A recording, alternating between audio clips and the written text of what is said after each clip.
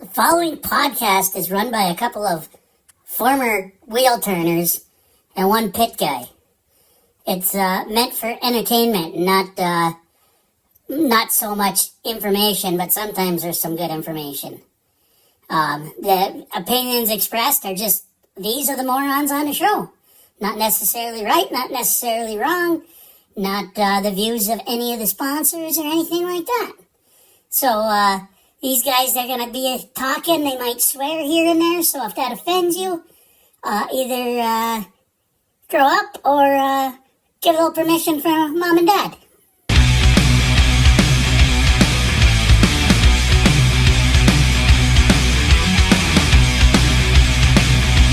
All right, race fans, episode 245 of the One to Go show here, coming at you. You got Ryan Aho back in the house. We got the former editor of the late Full Throttle magazine, which is no more, right? So the former editor of Full Throttle magazine from over in eastern Wisconsin, the legendary Burt Lehman. And we have the former pure stock track champion over at the Proctor Speedway and multi-time crew chief on a national championship team. Good old Changa. How you doing there, buddy? I'm doing well, thanks. All right, like your shirt. Incidentally, episode 245. People are wondering, where's Kraus? Where's Kraus been? Well, he's soft, kind of a pussy. So tomorrow, we'll talk a little bit more about this WISSOTA meetings tomorrow. He's going to be sitting there. He's going to be looking at WISSOTA board, all the promoters in the face, and he was scared to come on the show. He was scared. He didn't want to get ridiculed. He didn't want to get picked on at the show. So he kind of stood back, said, no, I can't take the heat, and it's kind of soft. Just it is what it is. So Changa's not soft. He's got some nice apparel on here today. Glad to see Billiam in the house. One to Go show apparel. So good to have both of you on. Talk a little racing. Before we get into that, open enrollment is here, right? So this episode, of course, brought to you by Impact Health Sharing. So if you're self-employed, if you have a business, if you're employed and you pay for your own health insurance, if you have to write a check at the end of each month for your health insurance and you're looking at it going, my God, I'm spending a lot of money. These deductibles are crazy. Guys, I talked to somebody today, their family deductible, if everything got spread out, was $30,000 max out of pocket. I'm like, are you shitting me? That's above and beyond what they would have to pay on a monthly basis. We ain't got none of that. We don't have no $30,000 deductibles at Impact Health Sharing. If you're sitting there going, man, I can only go to specific doctors because they're in our network, we don't have in-network at Impact. So hit me up, 218-969-1380. I can get you a quote. I can get you all the information you need. And they added vision. They got dental. They got wellness programs. Impact Health Sharing has been great. Been helping people keep money in their pocket so they can spend it on cool things like, I don't know, Hoosier Tires. We'll talk a little bit about that probably in a minute here too. So let's get to it. So like I said, people, if you're wondering why Kraus ain't here, he's scared. Just is what it is. He's soft. Kind of getting a little bit old and just a little bit nervous, does not want to be ridiculed at the meeting. So it is what it is, but I'm pretty sure he'll have some information for us when he comes back next week. But let's start with this, guys. Did you watch any racing over this past week? Racing's getting less and less and less, right? There's not as much of it, but there was some pretty darn good racing this past weekend. And we're going to start out with a recap, but anything that stuck out that you guys watched, and we'll touch on it, but Bert, did you get a chance to actually sit down and watch any racing this past weekend? I had the grandkids this weekend, so I didn't get a chance to watch a lot of racing other than the Hot Wheels track that we put up. Yeah, we'll talk about that in a minute. Brand new speedway there over in eastern Wisconsin. I did watch a little bit of some of the highlights of the Hunt the Front series races, but that's about all that I watched. Sounds good. Well, hey, let's go there right now. So you had the grandkids over. Bert sent us in the group chat, and maybe we should throw a picture up on the old. I did. It's on the One to Go show page. I did post a picture up on there. So he had a Hot Wheels track. Changa, you saw it. What was that? 4 or 5 wide, big, long, and people are like, "That's a drag strip. That don't count." Well, that's bullshit. It's racing. It's racing counts. But what's cool about that is when that picture came up, street stock driver from over runs over to the North Dakota tracks, Casey USADA, said, "Hey, I got the same deal." And when the races get done early, he said many, many times at the racetrack, they set that very, very same track up, that Hot Wheels track at the racetrack. And I got to give a shout out to Casey. I don't remember the exact number, but he's given a couple hundred Hot Wheels away to kids. And that's super cool. That's fan engagement. That's getting the kids involved. Sounds like it's a pretty cool deal after the races, sometimes maybe on 2 days, probably before. He says we might even bet a little bit of money with some of the other guys or whatever. But very cool deal. So that's a shout out to Casey Usadis there, Wissota Street Stock driver. He wins quite a few races too. But that's a brand new track over in eastern Wisconsin. A lot of tracks closing. Lehman Speedway underway here. So is that going to be weekly? You just going to run specials? No. What are you doing with that deal, Bert? Just specials when the grandkids are over. It's actually a 6-lane track. I actually bought the track like 2 years ago, but we've always been busy doing other things when the grandkids are there. So I didn't even open it until last weekend. And it's a 6-lane track. Comes with 6 cars. So I let my 2 grandkids each pick 2 cars, and then I took the 2 cars that were left and we raced. And I won the first 3 races with the same car. And cheating probably. I get it. Just like you do in our draft there, trying to cheat there. You can't cheat the grandkids, Bert. I mean, what are we doing? Well, come on. Wait till you hear the rest of the story. So I still have all my Hot Wheels and Matchbox cars from when I was a kid. I don't know. I have like 50 to 100 of them. So we were picking from there, and I know which ones are the fast ones. So I picked the fast ones. So I won the next 3 races. And then we switched cars again. Then I won the next 2, and then I lost. So I won 8 in a row. I got to be honest. It's kind of cheating, but at the same time, you're teaching the grandkids a lesson, right? You're here to win. We ain't gonna let you win. Well, you're not raising them in that culture of everybody gets a blue ribbon, everybody gets a trophy. No, Grandpa wins, and if you want to beat Grandpa, you're just gonna have to get your shit together, get a little bit better. That's just the way it is. Well, and actually, it was a learning experience because Sophia, the 7-year-old granddaughter, I said, okay, here's the secret. You got to pick a car that's got a little bit of weight to it, and then you have to see if the wheels spin really well. If the wheels spin really well and it's got some weight to it, it's going to be fast. So then she's going through the box, and then, she's spinning the wheels, and she goes, would this be a good one? So she was trying to learn, and so that was pretty cool. I like it. So, hey, that's a super cool deal. And I remember back when I was a kid, I had Matchbox cars, and I had my own little track, and I made grandstands, and I did announcing. And that brings me, I mean, that's a heck of a lot better than playing video games all day long. I can promise you that. And lets the kids kind of have a little imagination too. So that's definitely good. And the finish line, it has a thing with a finish line with things come down, and then, the car crosses through them. And I didn't realize it was battery operated. Sophia goes, do you have batteries to put in there? I said, I don't think there's batteries don't go in there. Sure enough. And so the car that pushes the thing coming down first, it'll say lane 5 winner or whatever. So that's pretty cool.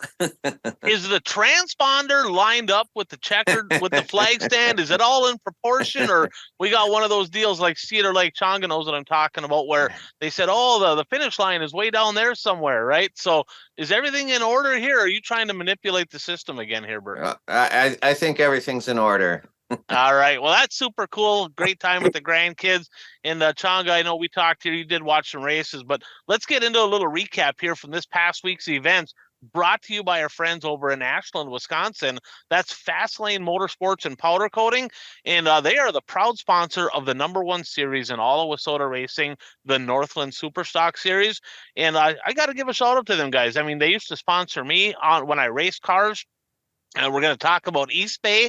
I actually won in a Galloper chassis at East Bay at Winter Nationals in a modified. And, of course, there is no more East Bay. She's done. We're going to talk about that in a minute here.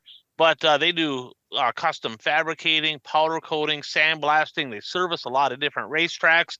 It's a time of year where you're going to be getting stuff ready for 2025. Don't wait, right? Don't be like my buddy Dave and Brian Dulciak and literally wait until the day before the races to look at the car other than the body. Don't do that. Start working on it right now. Get the parts you need, and you can call Chris and the crew over at Fastlane. They'll take good care of you. So Fastlane Motorsports and Powder Coating of Ashland, Wisconsin. So Bert, let's start with that. You said you watched a little bit of the Hunt the Front races. So season 2 of the Hunt the Front Dirt Late Model Series, kind of a regional series down in, Georgia, Tennessee, down in that neck of the woods down there. And they had their season-ending finale this past week, I-75 Speedway, Sweetwater, Tennessee. Night number 1 went to Corey Hedgecock, BMF chassis, builds his own cars, and he wins.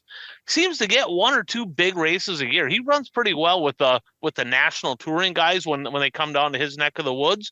And then night number 2, big, sexy Brandon Overton. Do you guys know when his last win was, right? So we're in November, right? He got his most recent win, of course, this past Saturday at I-75. Do you know when his last win was before that? Mid-June. June 28th was his last win. He kind of started out pretty sporty, and then he just went on a dry spell. I mean, he just was struggle bus, could not get in victory lane, hard time hitting the podium. Now, he did win. He did win the Hunt the Front series. He's the champion in 2024. But guys, we're going to talk a little bit about the race. You can kind of give a little tidbit on that. Sounds like there's going to be a new champion in 2025 because big, sexy Brandon Overton, along with Burrows and another pit guy. I don't remember the name, Changa. You might have that written down. What is it? Park. Okay. And so those 3 are going to be the factory team over at Longhorn. Okay. So they're going to head over to Longhorn. Sounds like they're going to run a national touring series. I don't believe they said which one it's going to be yet. So I don't know if it's going to be Lucas, World of Outlaws. Sounds like it's going to be one of them. Not sure. But anything stick out on these 2 races from I-75 this past weekend? The action that I saw, I mean, it wasn't spectacular racing. It was good racing, but nothing too spectacular. The race that Overton won, I think he started, it was either 4th or 6th. No, it was either 3rd or 5th because he started on the inside. But Dale McDowell had a good run, but Overton got him on one of the restarts, probably about midway through the race. Did McDowell get second in the finale? He got second, didn't he? I believe so. And I think he got 3rd night 1. So he had a pair of podiums. So Changa, you mentioned, and I didn't watch the first night. I just looked at the results. Did Overton lead a chunk of that race and then get a flat leading? See, I didn't watch it. I was just reading about it. What I understood is he led the whole race until like 10 to go and got a flat tire. Yeah, that's kind of how his luck had gone the last couple months here. But I tell you what, I that's going to be a guy to watch, right? He's jumping into the Longhorn ride, and let's face it, right? The last guy in the Longhorn ride was kind of struggling. He was not extremely fast. Sheppy, as good of a racer as he is, he definitely was not the answer over at the Longhorn ride.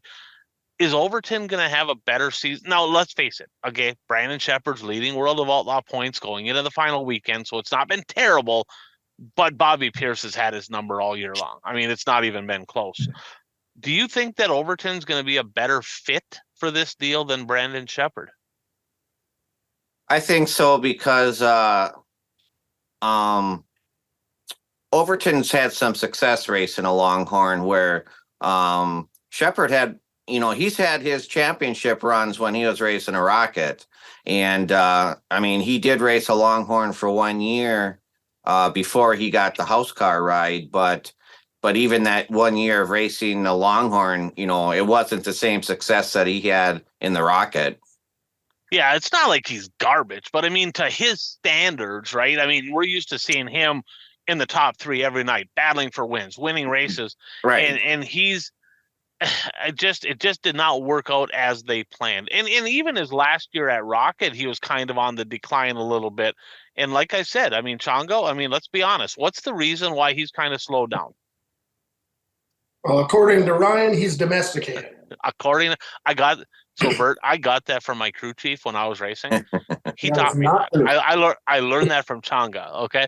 But I mean, there's some truth to that, right? As fun as we make fun of it, but I mean, you get a couple kids running around, mama wants you at home a little bit more. It's hard to stay extremely laser focused. And when you look at the people that are at the top of their game, they're absolutely laser focused. Not that he's not focused when he's at the racetrack, but he's got a lot of other stuff going on. And I think Overton, he had a big year. A couple years back, he had a really big year. Not quite as good the last couple years, but I think we're going to be looking for a resurgence from Big Sexy. Well, Go ahead. Then I think with the pit personnel that's also going to that team, I mean, I think that could play a big difference also. Well, how big of a deal is that going to be for Hudson O'Neal? Right. Yeah. So Hudson O'Neal is, what is it? SSI? Is that where he's at? Yeah. Is that what it is? So of course Burrows was the crew chief for RTJ, and then they split, and he comes in and I tell you what, I mean, you lose a crew chief. I know from it, firsthand. I lost Tonga as my crew chief there for a while. He had other stuff going on, and I slowed down because.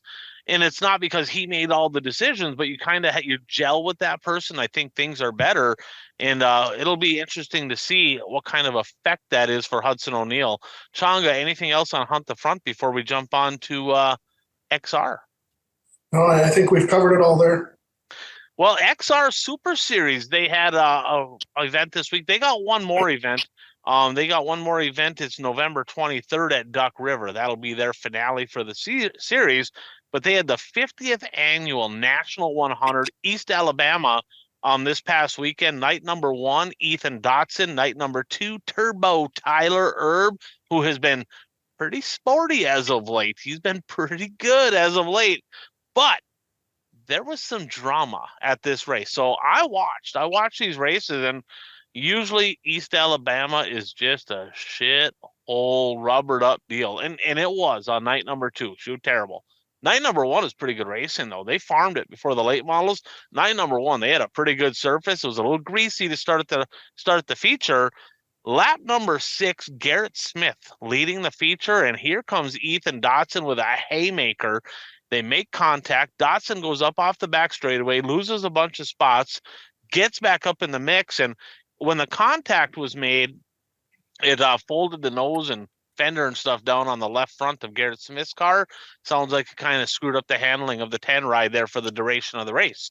Later that race, Dotson gets back to second or third on a restart. Smith gets a bad restart. Dotson gets in the back of him, turns him dead sideways, and drives right around him on the outside for the lead. And oh boy, after the race, they come down in the pits and they get over. Ethan Dotson gets back to his pit area, and it is like, what the hell happened here?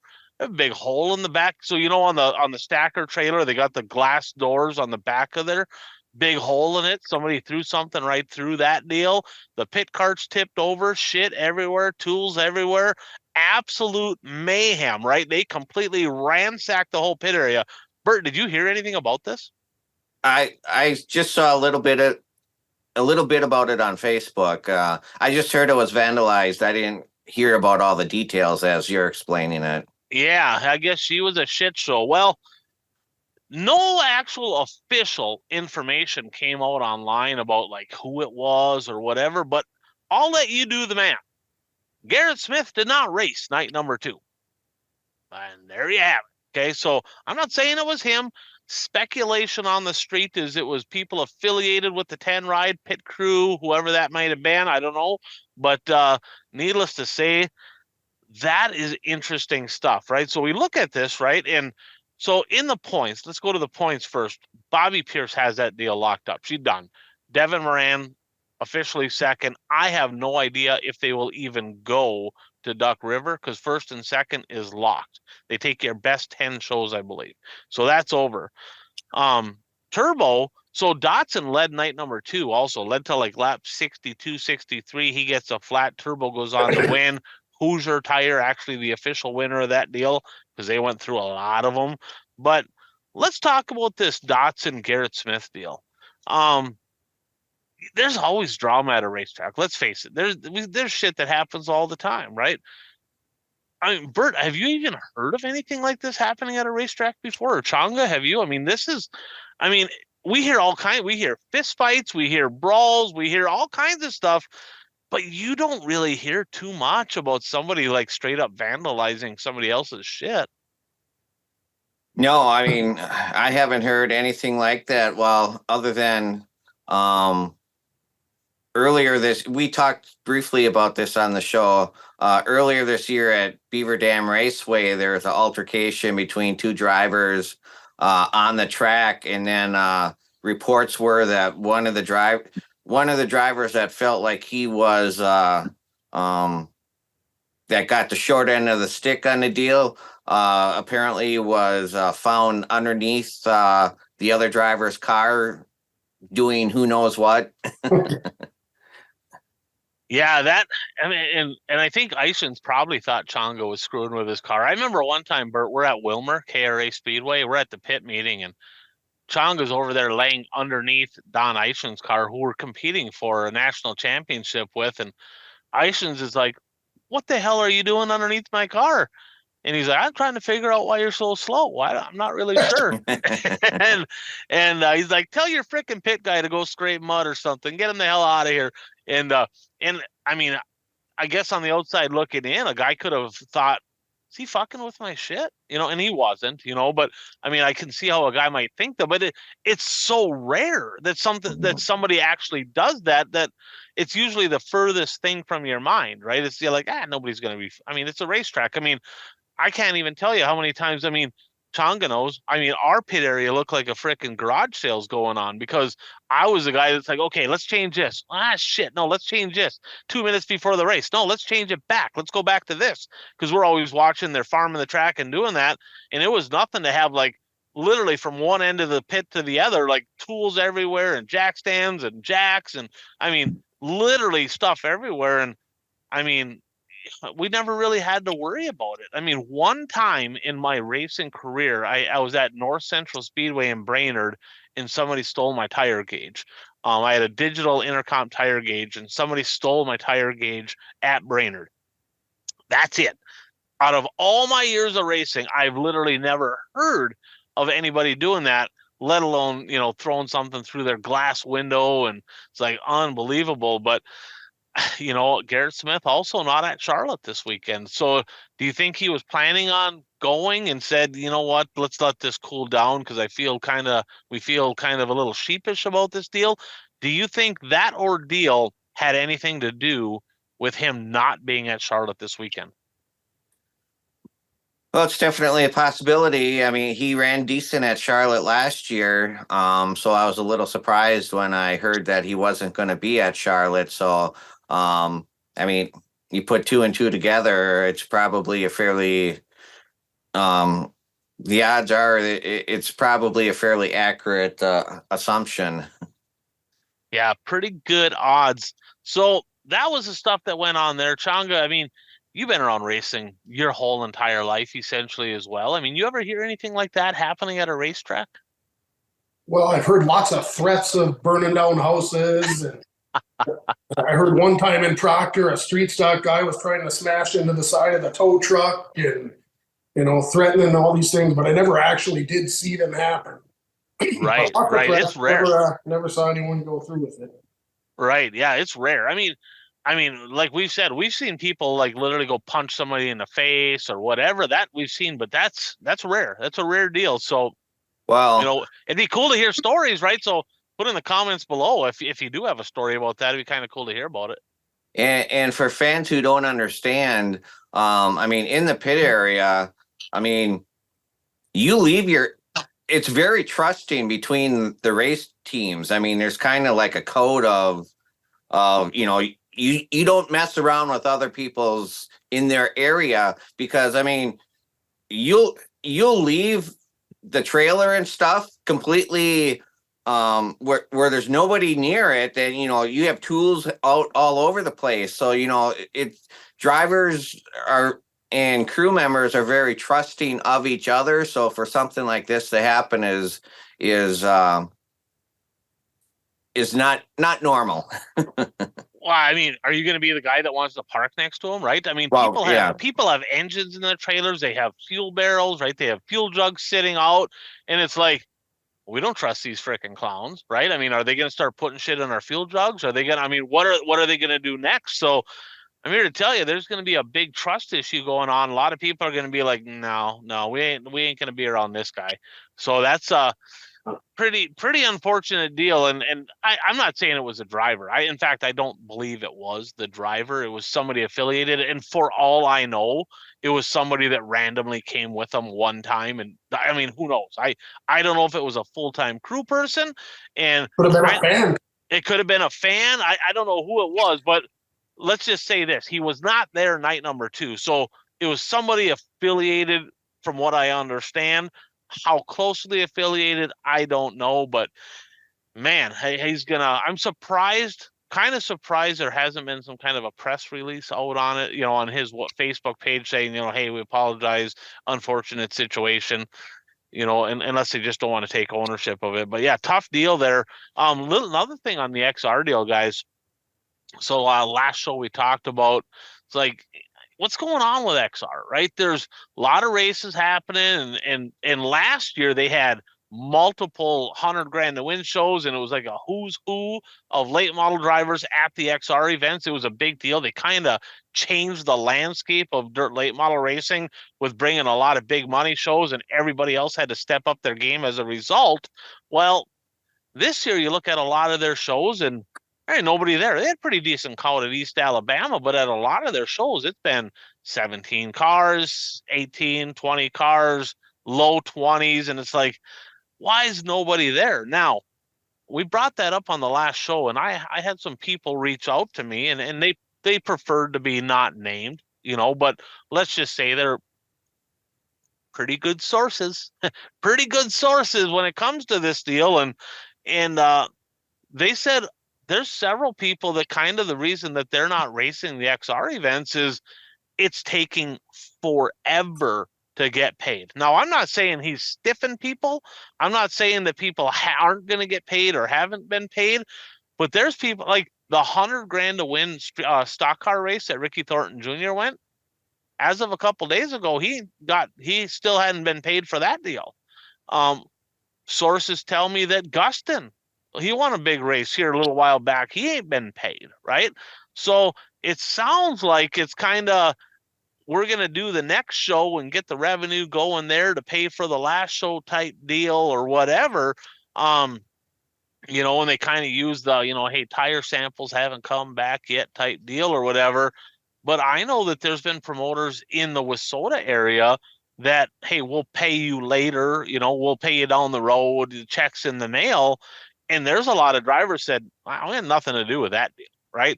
Not that they're not going to get paid. I'm not going to say that Barry's going to stiff these drivers. I'm not saying that. But I will say this. When I raced, Changa can relate to this, right? When I raced, I had no money.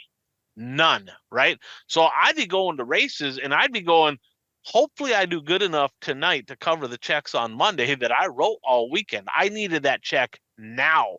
And I know a ton of racers that race that way still today, right? Because you can write checks to get into most racetracks, and they do. And they're like, I'll write you a check, and holy shit, hopefully I can cover it on Monday, right? Well, if you ain't getting a check for a month, they're not going, right? And I think they were better this year, but a few years ago, the Wissota 100, that was kind of the issue they had. People were getting their checks way later. They're like, we ain't going back to that frickin' deal. And I think they solved that, but I'm not positive on that. But that's a bad deal, right? And I mean, as a racer, right, am I going to pull into the racetrack and be like, hey, look, here's the deal. I'm going to race tonight. Need you to pay me. I will go ahead and I'm going to pay you like in a couple weeks to get in tonight. So just write me down. I'm good for it later, right? They ain't going to let you do that. They're going to be like, if you ain't paying to get in, you ain't racing. Well, that's great. I'm not going to perform and be the entertainment for the crowd for you if I'm not getting paid to do it in a timely fashion either. So I don't know, Bert, you ever hear of anything like that? I mean, what's your guys' thoughts? Do you think, I mean, let's just say this. That is the case. That is what's happening. That is factual. That I don't know the time frame, but it's way later. People are getting paid. If you guys were racing, right, and you were even on a relatively medium budget, and there was a lot of other options, would you be like, I could go to this race over here, or I could go to this race here, but if I go to this race, I'm not going to get paid for a month or two, so I'm not doing that. I mean, how much of a factor do you think that plays? Well, I mean, if that's happening, I can see it definitely being a factor because, like you said, racing's not a cheap sport. So, you need funds to get new tires, new parts, and all of that sort of thing. I read a biography about Tony Stewart, and one of his stories was that he was racing at Hales Corners, actually, in Milwaukee. Track is no longer there, but he needed to do well in that race in order to go to the next race. Otherwise, he wasn't going to the next race. I mean, that's how strapped for cash he was in the beginning part of his career. Yeah, and that's literally how most people are today. That's how most people are today. So for whatever reason, Bert, you stay green up there. So it like stays on you and it doesn't seem to flip over to me, which is perfect. I got a face for radio, but it's all good. Yeah, I mean, that's how a lot of people race. I mean, Changa, I mean, you've been around for a long time. You were never a huge budget guy. I mean, if you weren't getting paid, how many times would you have been like, I can't go to the next one. I ain't got no money. Well, that's just it. I mean, I needed the money just so I could go and get the necessary parts to get the car prepared for the next night. Yeah, so hopefully they get that figured out because I mean that's nothing against the XR races. I mean, some of them have been pretty good races, but that might be the answer right there. I mean, Well, you're gonna maybe have to figure it out. The other thing so when I was racing in Proctor, we got paid cash at the end of the night. So that was a beautiful thing because we could go straight to Country Kitchen, and we always had our Country Kitchen money anyhow. Yeah, Country Kitchen was half the reason I went to the Proctor Speedway. Probably talk about that in just a second here. Another race that happened this past weekend, World Short Track Championship. So we know that this weekend is the World Finals at Charlotte, but this past weekend they had the World Short Track Championships, dirt car, UMP dirt car, 11 classes of cars, 547 entries, Bert. That's a Puka show right there, right? I was just gonna say, was Puka there? Yeah, if he would have known about it, he probably would have gone. I only saw one local guy down there. Matthew Larson made the trip down there. Of course, B1 Bomber was his crew chief, and he got fifth, night number one, and did not make the show. I don't know what happened, did not make the show in the big show, but he did get top five finish, 60 entries in 604 late model, so congrats to him. Modified's the high side tickler, Kyle Strickler, parking it in Victory Lane in the big show in the Modifieds. Track was pretty decent, a little bit better than I've seen, so hopefully we're going to have some good racing over there this coming weekend for the World Finals. So, did you guys, I'm guessing you didn't get a chance to watch, neither one of you watched anything from Charlotte, no. But the big one to me, right, and them late model races were big, but the big one to me was the Rusty Dixon Memorial at East Bay Raceway Park down in Tampa. And the final race, we thought the Lucas Oil race was going to be the final race. Turns out that the final race down there, they had the Rusty Dixon Memorial this weekend. They had mods, they had late models. I'm still confused because I thought it said 604 late models on the deal, but I think there was some open late models there. So I don't really know how that all worked out. But modified driver Treb Jacoby from O'Fallon, Missouri, 19th to 1st. Unbelievable race. Kid was absolutely bolted in that deal. And a couple of years back, the races down at East Bay weren't very good. the Winter Nationals this year were freaking awesome. There was some pretty darn good racing, and this was just as good. The racing was awesome. A kid that I raced against when I was down in Milton, Florida at Southern Raceway, Ryan Fowler made the trip down from Milton. He got 7th. I want to give a shout out to him. And 13th place finisher. You guys happen to see who got 13th in this deal? 83-year-old Buzzy Ruderman. 80. So my dad's a quitter. Okay. He's only 77, 78. I think he might be 78 now. 78 years old. He ain't racing, right? He's 5 years younger than Buzzy Ruderman. I'm a quitter too. I'm 50, right? Buzzy Ruderman, 83 years old, 13th place. Was running pretty good. That's 13th place, pretty solid finish for an 83-year-old. Let's just be completely honest. That's pretty cool. Late models, Clay Harris. He started 8th, got it done. Now, Clay Harris, if you remember, he ran really good at Speed Weeks. He had several good runs down there at Speed Weeks this year and had a really good run here. So you guys know Dan Filto, Dano, he's in our pick'ems. His dad, and of course Changa knows. You remember Harlow? He was flight man over his period. He was there. So Harlow went to the races and he said, great crowd, great atmosphere, great racing. It did go really long, but it was kind of one of those deals where you can't judge them on that because it's like, I don't think anybody wanted to leave, right? It's the last race ever. So I don't think they gave a shit like, well, we need to be done by 10 because we want people coming back next week. I think that they're like, we don't give a shit. We're here to race. The racing was good. And it went till, I think it was like 2 a.m. She was late. It was really, really late. But I think no fucks were given. It was like one of those deals where people are just, it's the last time anybody's ever going to make laps around the place. I don't think anybody wanted to leave. I did watch the mods. I did watch they kind of had a street stock race that was pretty good. I'll watch the late models. Did you guys watch anything from East Bay? It was on Dirt Race Central. So if you haven't watched it, if you're a fan, if you want to watch it, you can go to fye.tv. You can go to Dirt Race Central, kind of one and the same, affiliated together, and watch the tape delayed. It was a good race. It was definitely worth watching. Last race ever at East Bay. I gotta be honest, I was watching that race and I was a little emotional. It wasn't my home track. Hell, I went down there twice and watched. I went with Buzzy Adams down there and Arpin, and we kind of just went down there to watch the late models a couple of years, had some pretty good stories about the place. I raced a mod down there, was able to win one down there. And I can't even imagine the fans that have been going to that place for a long time, what's going through their mind as they're sitting there watching like the last race ever pull out onto the racetrack and knowing like this is it.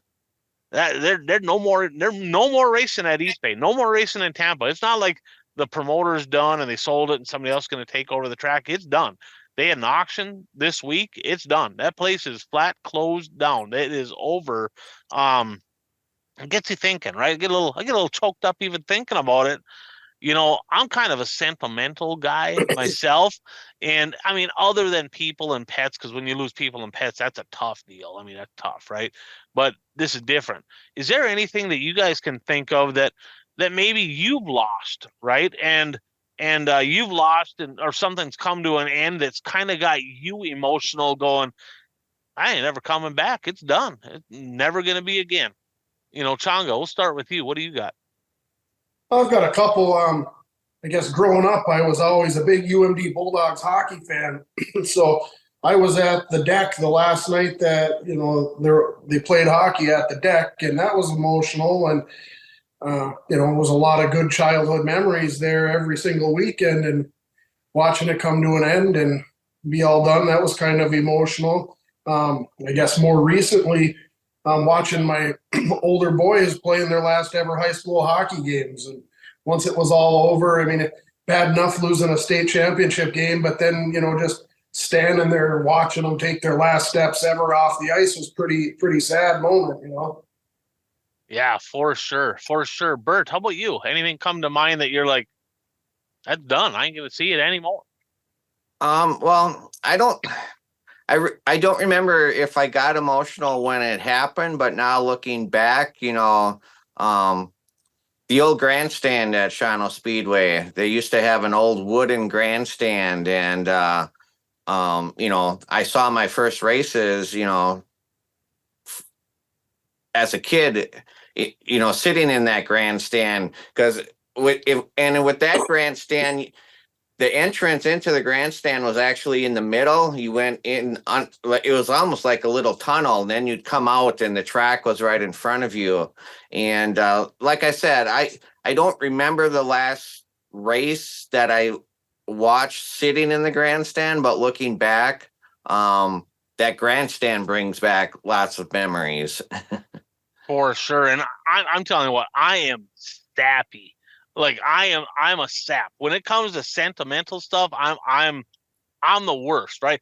I'm the guy that can literally binge watch a show like Hawaii 5-0, and like you get to the end of end of it, right? And you're like, that's it? Like that I'm not gonna get to watch another episode. And I'm like, this kind of sucks, right? That's just freaking TV show.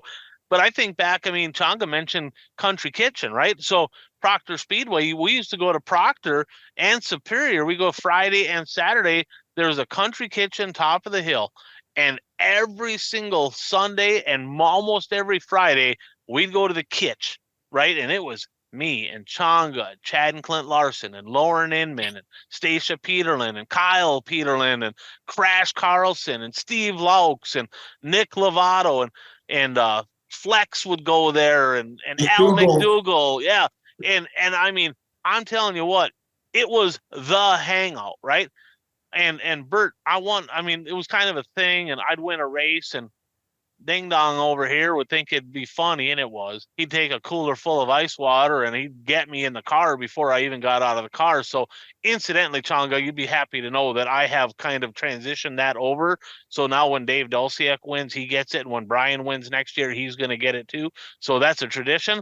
But do you remember the time when I brought in the fire extinguisher into that place and doused everybody inside the I was country involved kitchen? in that. I had one too. You did have one, yeah. I think that's Clint so much might of have it had was. one. He did, yeah. That was so much our place that we could do whatever we wanted. Well, they announced that they sold it. They turned it into somebody built a gas station there, and it was a Subway, and there's no more Country Kitchen.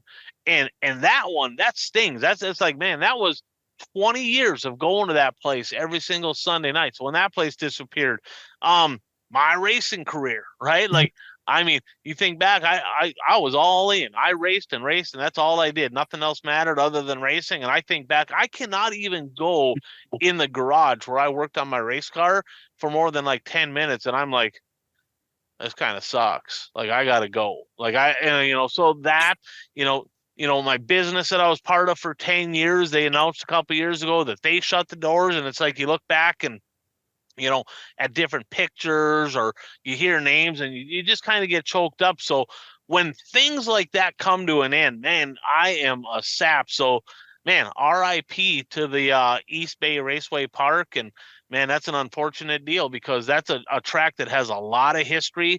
I think Winter Nationals, I think East Bay and Winter Nationals are never going to be the same. We'll talk about that as it gets closer to Winter National time here, but it's never going to be the same. So, Bert, what do you got?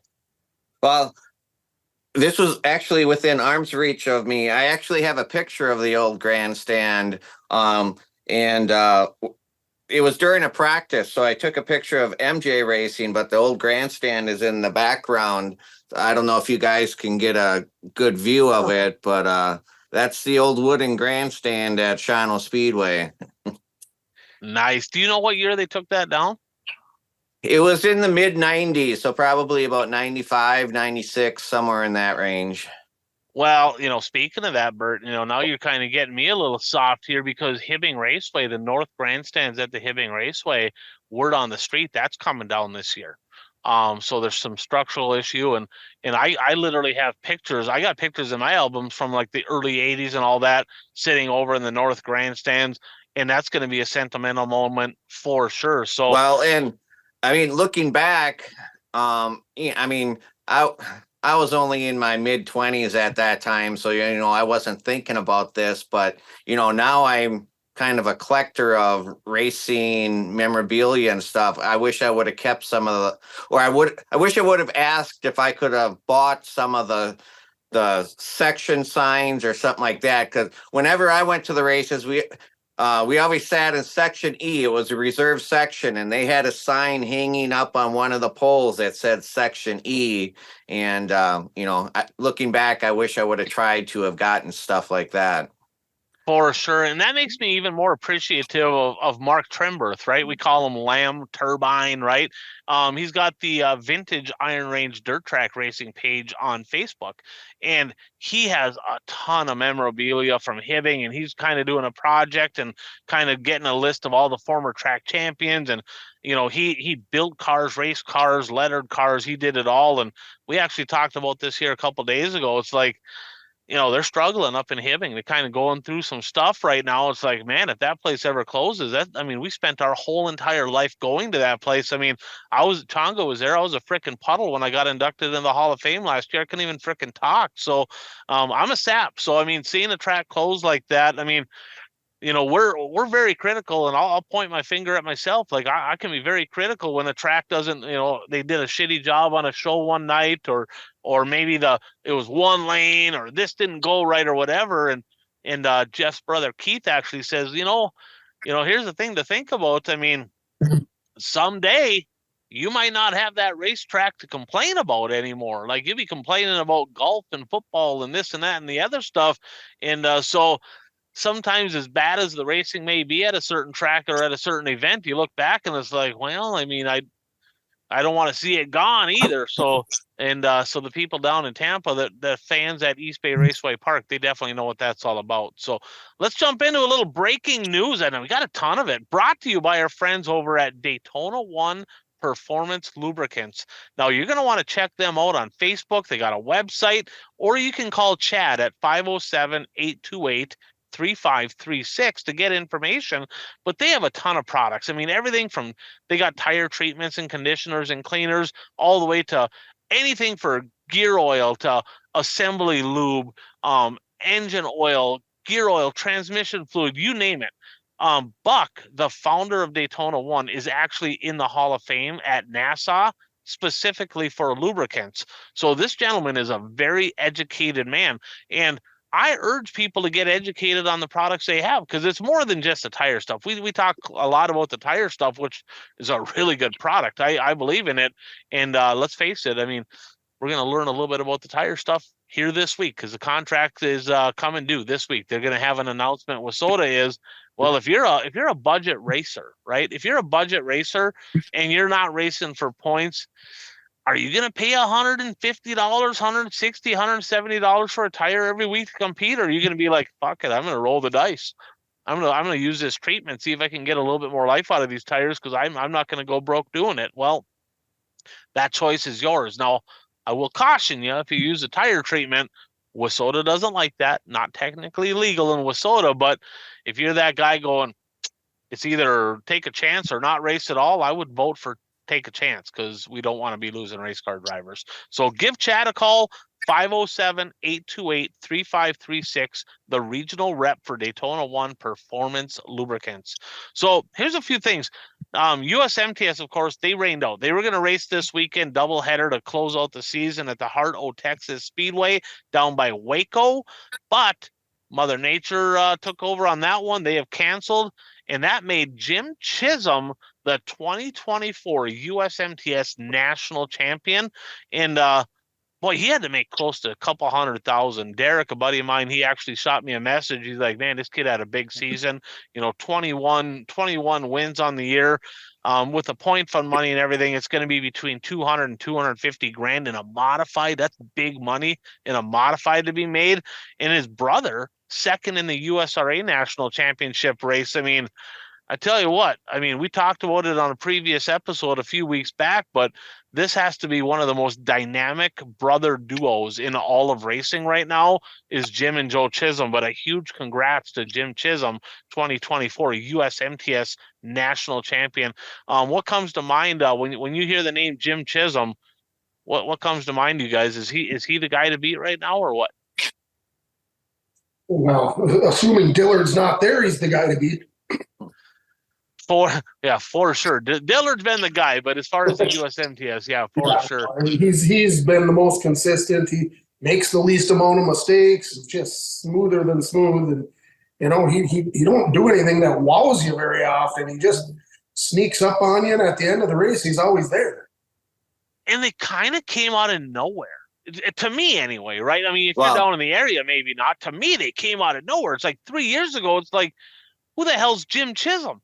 And this Right. kid, it's like instantly unbeatable. And then his brother, and that was, I think he's only like, I don't know, 20. His brother's like 17, 18 or something like that. And I mean, they're young. And it's like, it's seemingly out of nowhere, just instantaneously, unbelievably fast. I was just going to say that. I mean, even like this year, he seemed to just come out of nowhere because Jake Tim got off to a pretty good start this year and he was leading the points. And it was just you just kind of assumed he was going to be able to keep that up and win the championship. But then Chisholm had some good finishes, won some races, and all of a sudden, he's battling for the points and then he's leading the points and he never looked back. Absolutely. So a couple of years ago, I did an April Fool's joke. Said I'm buying the LaSalle Speedway and reopening it because she's been sitting idle for a couple of years. Well, guess what? LaSalle Speedway is reopening in 2025. Announcement came out from the owner Kerry Izzo, of course, the Izzo family, Tony Izzo, and so on that raced.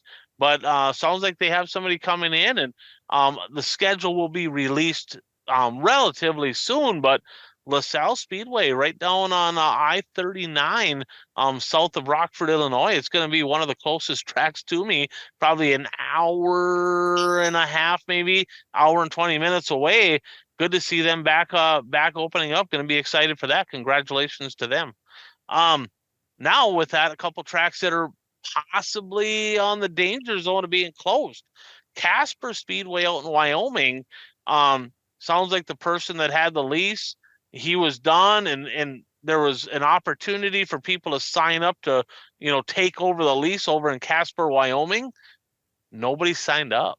Nobody put their name on paper to take over the lease for 2025. So Casper, Wyoming's racetrack, Casper Speedway, in danger of potentially closing, and they have some WISSOTA classes over there. So that's a track.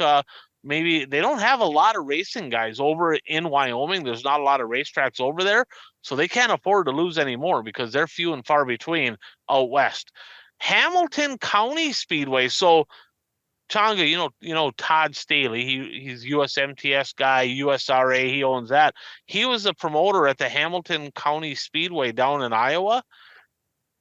He's not renewing his lease, and it sounds like nobody's stepping up to the plate there either. So that's another track down in Iowa that could be closing the doors here and maybe not reopening in 2025. So we'll see if maybe somebody steps up to the plate. Now, let's jump over to a little bit of positive news. High Limit Sprint Cars, they released their schedule this past weekend. Changa, what stuck out to you most on the High Limit schedule that popped up here just a few days ago for 2025? Well, probably the back-to-back nights in Wisconsin. I think, what are they at, 141 one night, and then they go to Menominee the second night? Yes, sir. So, Bert, you going to make the trip down to 141 when the High Limits come to town, or what? Actually, right now I'm planning on going to that race. It's on my plan to go to that race next year. When I saw that on there, well, and I mean, not only is High Limit going to be there, but they're promoting it as Kyle Larson will be there racing. So that's an extra draw, in my opinion. Yeah, same thing with Menominee. It's going to rain out. Yeah. Bert, just say you're not going. Just say you're not going. You don't need to be jinxing this deal. Same thing with Red Cedar. So them are both midweek shows. I think it's a Tuesday, Wednesday deal. I think 141 is June 3rd, I believe. Yeah. Yep. So that's a weekday deal. And Kyle Larson ran most, if not all, of the weekday stuff this past year. So yeah, Kyle Larson coming to town. That's going to be good to see at Red Cedar and at 141. Now, something happened at Red Cedar Speedway, got announced today. The Dwayne Mader Memorial late model race it's been at Red Cedar every year except one, and that was COVID year. They had it at Rice Lake because Red Cedar did not open. Now, I don't know what happened. I don't know if there was some conflict there or whatever with the gentleman that kind of helps put the sponsorship dollars together. I'm not sure on the details. You can find out from them if you want to, but the Dwayne Mader Memorial going to move from the Red Cedar Speedway in Menominee to the Cedar Lake Speedway in New Richmond, Wisconsin.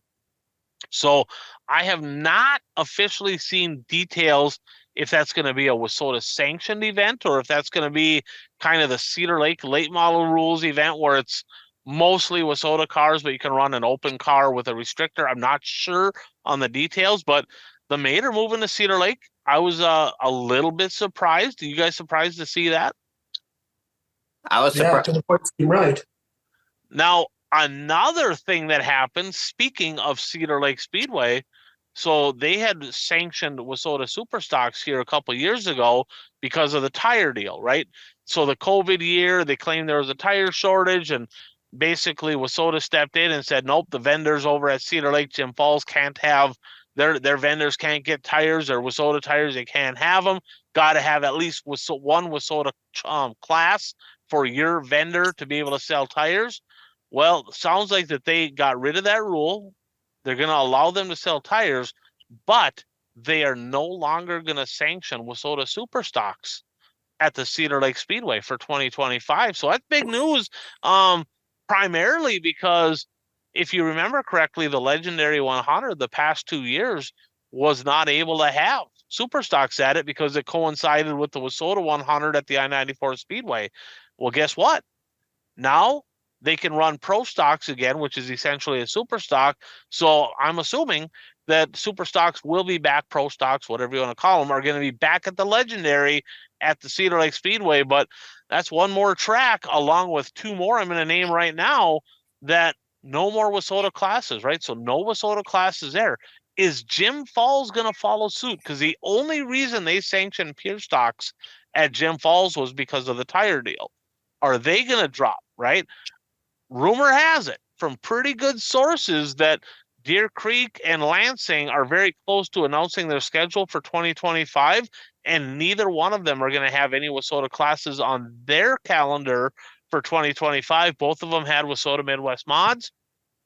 Sounds like both of them tracks. So, Bert, you could take a line, okay, and draw it straight across the Twin Cities, all the way from the east to the west, right? And to the best of my knowledge, there is no longer any WISSOTA racetrack south of that line. That is insane to me. That is crazy. And then you look at Wisconsin, and essentially they're going to have what?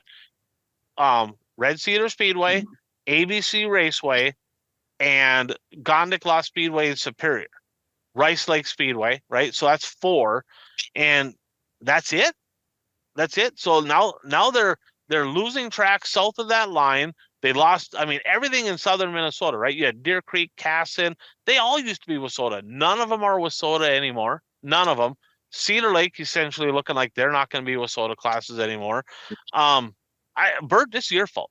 You're a podcaster, 100% your fault. Well, the tracks south of that line, are they going IMCA?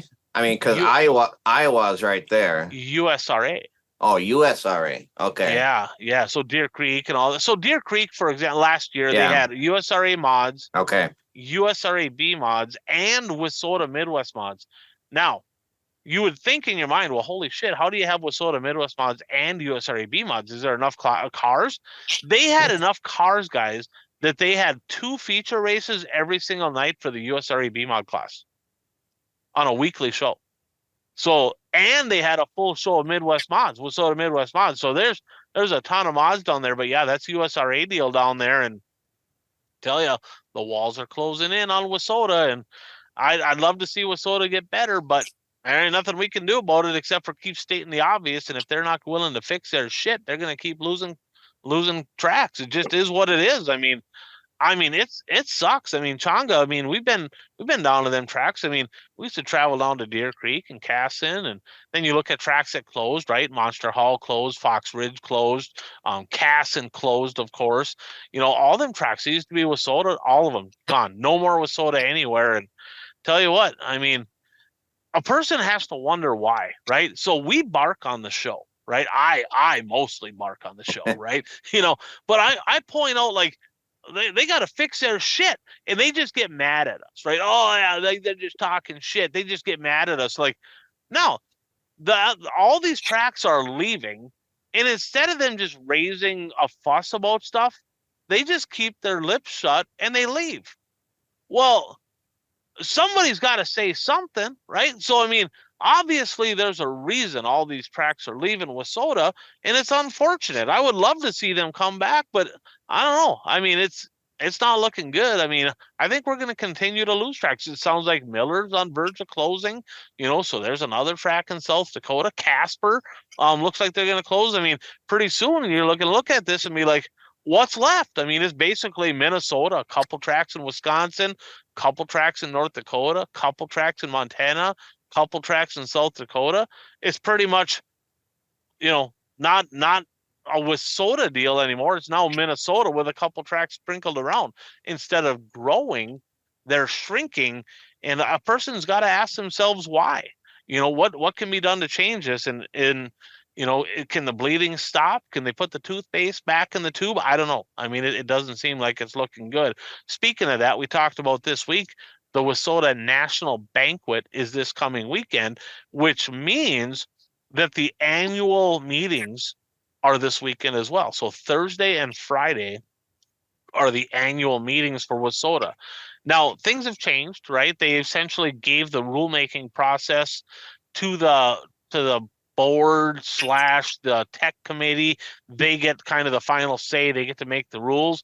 The promoters, of course, with input from the drivers, they can give them ideas and stuff, and they can be involved with the process, but it's no longer a vote by promoters, which part of that's good, part of that's bad. But the big thing that's happening this weekend, guys, so there's an expo too. So if you're up in the St. Cloud area Saturday, stop in. There's an expo there. You're going to want to check that out. But the big thing is the Hoosier deal. So the contract came to a head. The past contract ended at the end of the 2024 season, meaning that there's a brand new contract going in. And they stated, there was a press release coming out that they signed with Hoosier. They went with Hoosier, but no terms. There's no words. Now, a lot of speculation. We've heard a lot of things. It's like, man, why haven't they? I mean, is it that bad that they couldn't just let everybody know? And I've heard a lot of numbers. They don't sound good, but we will definitely have some answers for you next week, because I'm only going to assume that they're going to come up with the numbers at the meeting here this coming weekend. So we should have all the details for you about the Hoosier contract on next week's show. You're going to want to tune into that one for sure. So big late model news. Big late model news for Wisconsin dropped here. Bert, what did you see? What stuck out to you when the World of Outlaw late model schedule dropped earlier today? Well, I can't take credit for seeing it first. Somebody else in our group saw it first, but the USA National. What's that? I said I posted it. Oh, the USA Nationals is going to pay $100,000 to win this year. That's a big one right there, right? 50 grand to win. It's been 50 grand for quite a number of years now, and they've doubled up. They're kind of up in the ante. So they did cut back on their month of money. They were all 2,500 to win. I don't know if you guys saw that. 2,500 to win at all the month of money races this year for the local guys. But big news. This is big because they've been kind of teetering a little bit on car counts, right? And they've kind of been looking. It's like some of the Lucas guys haven't been coming to this, but for 100 large, man, I tell you what, 100,000 to win, you would have to think that everybody will be at the Cedar Lake Speedway for this one. I would be shocked if they don't have the biggest car count they've had in a long time at the USA Nationals. That's going to be one you don't want to miss. Anything else stick out to you? There's two more things, that specifically stuck out to me. Anything else stick out to you on that schedule? Well, they're going back to Mississippi Thunder Speedway. That's $75,000. Wasn't that 50 last year? So they upped that one too, right? That wasn't 75 last year, was it? I can't remember. I when I saw the 75, that popped out at me. So yeah. Well, That but popped out to me. I believe Huset's went to 75 as well. Yeah, that's a Lucas deal. So Huset's is 75. Oh, yeah. Yep. And then World of Outlaw is going to head out to Minot, North Dakota, Nodak Speedway. So that's I don't know if they've been out there ever before. Maybe, I'm not sure, but I know they're going out there this year, and they're going to have the Grand Forks I-94 and Norman County Raceway and Ada swing as well. Two what? I believe they've been there 2 times. Oh, they have been there 2 times. Quick Okay. quiz, who won? What's that? I'm going to give you a quick quiz, and I might not even know this answer, but I know out of the 2 races, Mitch Johnson won one of them. Did he really? And I believe Billy Moyer won the other one. Okay. So there's a little trivia. You should have brought that up beforehand. We could have actually been a little bit more prepared for that. So double check. If he's wrong, we have to give him a shout out. But Mitch Johnson, guy that definitely should be in the dirt late model, National Dirt Late Model Hall of Fame. Mitch Johnson's a very good race car driver. So big news there for World of Outlaws. Lucas in 225,000 to win the championship. So that's up this year. Was it 150 this year, Bert, or what was it this year? 175. So up this year. Lucas Oil's up this year, and part of that's probably because Barry Brown and XR they kind of made everybody step up here a couple of years ago, and boy, the money's been kind of coming out. So what else we got here? Here's a question for you, fan question. So there's some speculation. A few tracks have talked about. Now let's keep in mind, there's not a lot of tracks that have WISSOTA late models on a weekly basis because they're expensive, right? It's an expensive class. Mods are expensive, and tracks are they're struggling to stay afloat financially, right? Even some of the tracks that are privately owned, they're just funneling money out. It's very hard to stay solvent, financially as a racetrack, and late models they're tough, right? There's word on the street that there's a couple pretty key WISSOTA tracks that are strongly considering dropping WISSOTA late models, at least weekly, and maybe running them on a very sporadic deal. And I had somebody ask me this question. So would it be, if you're thinking about dropping late models, and we got the Gen X late models, right? 604 late models are strong in the South, really strong in the South. Would there be a benefit to just being like, look, hey, here's the deal. Let's just eventually phase out WISSOTA late models, go to a 604 class. You can pay them, instead of paying them $1,000 or $1,200 to win, you can pay them $500 to win, and you can pay back a little bit deeper. It's going to be cheaper for the racetrack. It'll be cheaper for the driver. Cars will look the same. You can race them all over the country. Would it be a benefit for some of these tracks to start looking into the future and be like, look, this WISSOTA late model deal with $40,000 engines, some of them, right? They have the 525 option, and there you can run a spec that's considerably cheaper than 40 grand as well.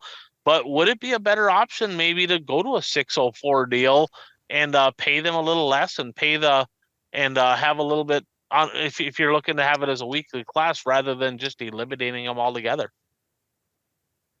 Well, it seems like racers have an issue with racing a crate car for some reason. Although the IMCA mods, they made that transition. I mean, you can still race an open motor in the IMCA mods, but they made it so beneficial to race a crate that pretty much everybody races a crate now in the IMCA modified division. Something's got to be done with the late model division. I don't know what the answer is. I mean, in Eastern Wisconsin back in the early 2000s, they used to have 2 late model divisions. They had fast track late models, which is, a limited type late model. And then they had WISSOTA. I think they were WISSOTA at that time, actually. So they had WISSOTA late models and then fast track late models. Now, would the regular drivers who race WISSOTA late models, would they want to race the 604s? That's the question. My answer to that, Bert, is a big ego will make you broke. Okay. So there's a lot of late model guys out there that financially have no business being in that Oh, class. I'm yeah. not going to tell them what to do or whatever, but they like are racers, and I was one. I'll spend my last dollar, your last dollar, everybody's last dollar, so I can go race, right? And it's no more fun racing a WISSOTA late model than it is a 604 late model. I would argue. I've talked to drivers and they said, "Holy shit, street stocks are probably about the most fun I had, and them are less motor than a 604 crate," right? So you look at this, and I've talked to some promoters, and they said, "Look, we had more people jump into the late model class here." So you look at it, right, and the late model class is kind of growing at some of these tracks on a weekly basis. But the overall car counts aren't growing. Just people are moving from, say, like a street stock or a Midwest mod up to a late model. Well, what is that doing for the racetrack? That's taking money out of the racetrack's pocket, because now instead of paying all those drivers 40, 50 bucks to start the feature, they're getting $125 to start the feature or whatever it may be. So now the track's paying out more and more and more purse because there's more people in the late model class. And it's like, holy shit. So now the racetracks are going, yeah, we got a good late model count, but guess what? Race cars are an expense to a racetrack. Now, I get it. You want to have 20 plus of them. I get it. You want to have a good show, but my God, I mean, racetracks are going flat broke. The car counts, they can go up all day long in a late model, and all that's going to do is drain whatever money they have left. It's crazy. And as a racer, you're like, well, holy shit, I don't want to be paying people. You can't talk about paying less money. You want the racetrack to stay open, or do you want it to close, or what do you want to do here? Because I know some racetracks, Bert, right now that lost over $100,000 last year and are sitting there going, I have no idea if we're going to open this year. I have no clue. It is there are some racetracks out there that have late models, and it is a mess. And it's not just because of the late models, but they look at it, it's like, man. And then the drivers, it's like, if you can race all over the country and you can race and essentially most of the tracks are small, dry, whatever, I would argue, I bet you could compete with a 604 late model at the Labor Day shootout, right? It's bone dry. You don't need 650 horse at the Labor Day shootout to win. So I don't know. That's a very, very good question I got there. That's a good question. I have 3 points to make if I can remember them before I forget them. The first one, you had mentioned track considering dropping on a weekly basis and maybe running specials and that sort of thing. Tom Nayart, who's a late model driver in Eastern Wisconsin, who actually this past year was his last year racing. He retired after this season, but he was saying this 10, 15 years ago that eventually late models are not going to be a weekly division, that they're going to be racing, every other week or, once a month, and they'll be traveling to different tracks because economically you just can't do it on a weekly basis from driving standpoint and from the track standpoint. Second point, we talk about the ego on why I don't want to race a limited late model, that sort of thing. But that in the big picture, a WISSOTA late model is a limited late model if you compare it to the open late model. 100% it is. I hate to hurt anybody's feelings, but Bert has a point. It's spot on. And then my third point is you're talking about, having more. You want cars at your racetrack, but is there a point where you can have too many cars because you have to pay everybody out? I mean, I've talked about 141 Speedway a few times where, they'll get 150, 160, sometimes 170 cars on a weekly basis. And I was talking to a promoter not associated with that racetrack, and he said, that's all fine and dandy, but you have to pay all those cars. So if you don't get any more fans, if you would get the same amount of fans with 120 cars versus 160 cars, you'd be better off financially with the 120 cars per week. And 141 Speedway, they did release their schedule over the past week, and they did drop a class for next year. There will be no Grand Nationals racing on a weekly basis at 141 Speedway. So those drivers are kind of, I don't know if they have any place to race now, because they could also race at Beaver Dam Raceway, but Beaver Dam is not going to be racing next year. And they won't be racing weekly at 141, the Grand Nationals. So I'm not sure. I think Plymouth Dirt Track may have Grand Nationals, but I'm not positive. I'll have to look into that and see if they have Grand Nationals. Otherwise, those drivers are kind of out of luck. Yeah, they're gonna have to transition to something if they want to continue to race. And I know a lot of guys said, "Hey, I moved up to a late model because I was racing a street, I was racing a Midwest mod, and I was getting $50 a night to finish 14th or whatever it may be. And I could go in a late model and I could run around the back in the late model. I'm gonna get $125, and I can go buy a low budget late model and finish in the same spot. Financially, it just makes sense, but for the racetrack, it does not.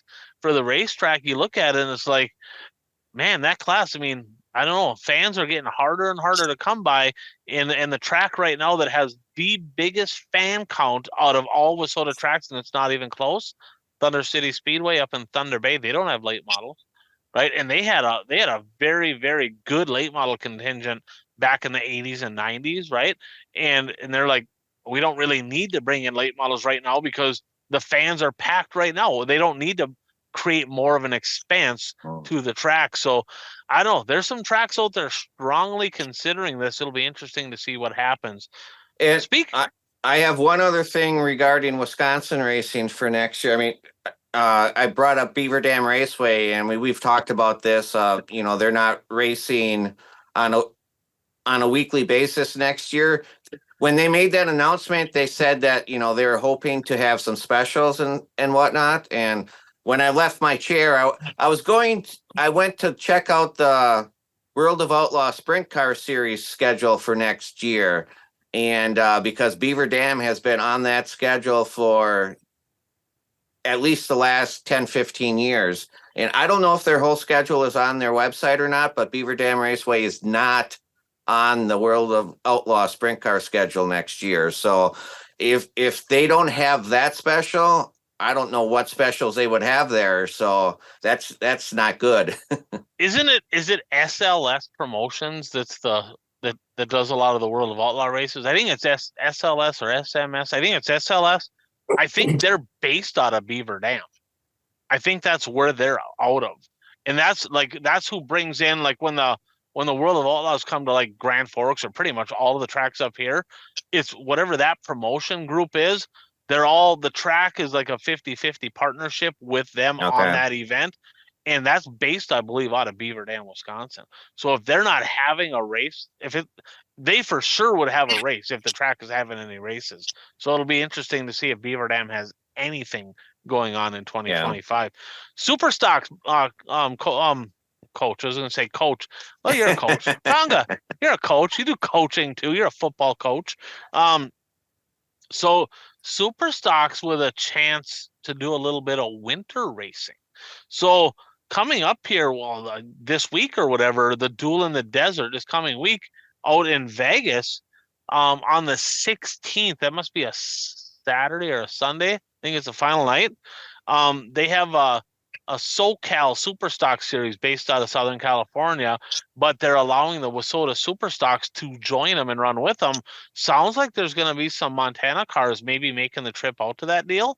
I don't see any Minnesota cars or whatever making the trip out, but it sounds like there's going to be some Montana cars. And then down in Casa Grande at the Central Arizona Speedway, the Ernie Mincy down there, January 22nd, 23rd, 24th, 25th, 29th, 30th, 31st, and February 1st, Wissota Superstocks are going to race down there too. Now, I haven't seen the details. Coach seems to think they're going to run with the IMCA stock cars. That very well could be. I'm not positive on that, but it sounds like they're going to have an opportunity to race down there. And I know that we had Man Bun Dan saying, "Oh, that's a stupid ass thing to do. Why would anybody do that?" Well, it's more of a bucket list deal, right? Everybody's sitting there freezing their balls off in January in Minnesota. I would rather spend the gas money, get a gas sponsor or whatever, head south, get a little winter racing in. That sounds a lot more fun than shoveling snow to me. So, but I do have a question for you guys. So, Kokopah Speedway down in Yuma sounds like they're closed. Don't know if they're going to reopen or not. Sounds like they had a bad deal with insurance. So they canceled. They had the Winter Nationals down there. The Winter Nationals are moving up to Casa Grande. Guys, listen to this schedule, right? Listen to this for a second. They are running 4 straight weeks of 4 nights of racing at Casa Grande. 4 straight weeks of 4 nights. They're running January 8th, 9th, 10th, and 11th, 15th, 16th, 17th, and 18th, 22nd, 23rd, 24th, 25th, 29th, 30th, 31st, and February 1st. 16 nights of racing in a month at the same track, plus practices on all those Wednesdays. If they keep that track in order to where the racing is actually decent, the track prep person, whoever that may be down there, deserves a big raise. I can tell you that, because that is a tall task. I don't care how good the track is.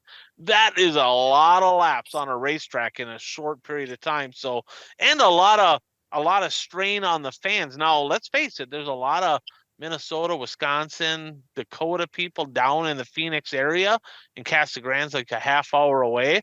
So maybe they'll kind of fill in the grandstands down there. It'll give all the northern people something to do in the winter. I expect to see my dad down there, Harlan Tardy, Kelly Esty goes down there. So I'm assuming a bunch of them guys will make a trip over to a few of them races. So let's jump into the Pick'em segment, 2024 Pick'ems, brought to you by Brad Parsons Soil and Ag Solution. So if you're in western Minnesota, the Dakotas, you want to be more profitable in your farming endeavors in 2025?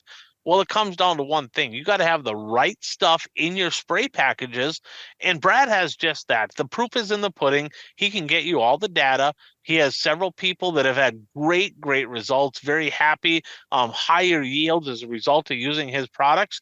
Give Brad a call at 320-219-3542.